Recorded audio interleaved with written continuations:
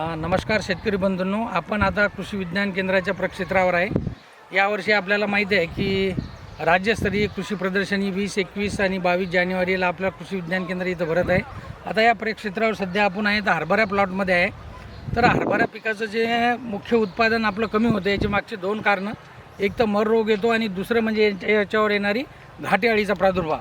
तर यासाठी आपण काय करतो की फेरोमोन ट्रॅप्स आपले इथं इन्स्टॉल केलेले आहे। तर याला आपण लैंगिक सापळे म्हणतो।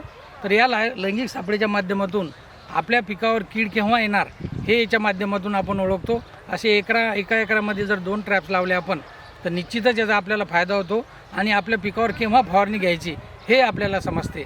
या दृष्टीने प्रत्येकाने पक्षी थांबे आणि पिवळे चिकट सापळे, आता हा टी आकाराचा जो लावलेला आहे आपण, हा पक्षी थांबा आहे। सकाळच्या वेळेस पक्षी येऊन असतात, त्याच्यावर बसतात आणि आळ्या वेचून खातात।